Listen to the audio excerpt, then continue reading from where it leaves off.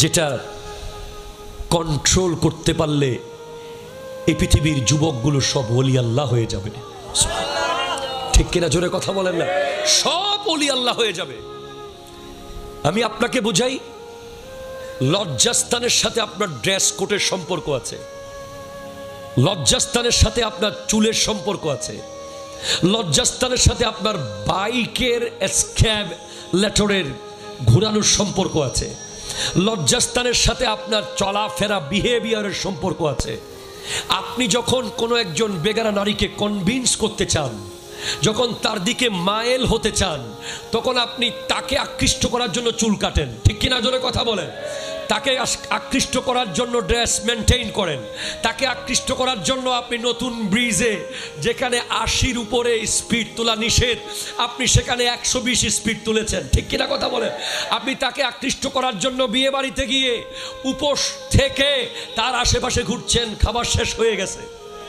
আপনি তাকে আকৃষ্ট করার জন্য রাতকে রাত ব্যালকনিতে দাঁড়িয়ে আছেন, তাকে আকৃষ্ট করার জন্য আপনি দিনকে দিন মোবাইলে চ্যাটিং করেছেন, তাকে আকৃষ্ট করার জন্য আপনি নামাজের টাইম চলে গেছে, আপনি পার্কে দাঁড়িয়ে আছেন, তাকে আকৃষ্ট করার জন্য আপনি শপিং মলে গিয়ে বাবার পকেট থেকে টাকা চুরি করে গিফট কিনেছেন। ঠিক কিনা কথা জোরে বলে। তাকে আকৃষ্ট করার জন্য আপনার কোটি টাকার দোকান বন্ধ রেখে আপনি তার পিছে পিছে ছুটেছেন। তাকে আকৃষ্ট করার জন্য আপনি লাইভে ভিডিও কলে কথা বলতে বলতে আপনার ঘরে আগুন লেগে গেছে, আপনি বুঝতে পারেন নাই। ঠিক কিনা কথা বলেন।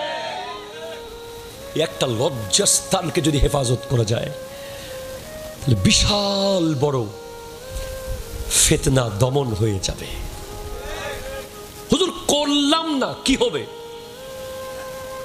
যদি বলেন হুজুর আপনার ওয়াজ মানলাম না, আপনি বলতেছেন মুখকে হেফাজত করতে, লজ্জাস্থানকে হেফাজত করতে, করলাম না, কি হবে? এরকম বহুজন আছে না, করলাম না। আরে কি একটা শব্দ বলে না, খাল্লি বাল্লি। ঠিক কিনা কথা বলেন। আপনি খাল্লি বাল্লি বলেছেন, আপনি করেন নাই, মুখে হয়তো বলছেন না, কালকে সকালে আমল করবেন না, না করলে কি হবে? কোরআন বলছে ওয়া আনিবু। একটু জোরে বলে না সুবহানাল্লাহ। সূরা জুমার ওয়া আনিবু, ফিরে আসো। Just U turn yourself, back করো, ইউ টার্ন করো, ফেরত আসো ইলা রাব্বিকুম, রবের দিকে। কে বলছে? আল্লাহ বলছে তোমার রবের দিকে ফিরে আসো।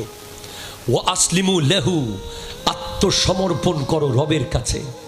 মিন কাবলি আইয়াতিয়াকুমুল আযাবু সুম্মা লা তুনসারুন, আযাব আসার আগে আসো, আযাব আসার আগে আসো। তুমি কি ইপিজেটের আগুন দেখো নাই? ঠিক কিনা কথা বলেন না। দেখো না? তুমি দেখছো? তুমি কথা বলতেছো কেন আগুন দেখলে? তুমি কি ইপিজেটের আগুন দেখো নাই?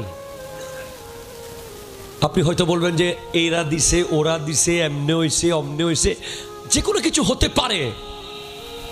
তবে আল্লাহ যদি আগুন নিভিয়ে দিতে চায়, পৃথিবীর কারো পক্ষে আগুন জ্বালানো সম্ভব নয়। ঠিক কিনা কথা?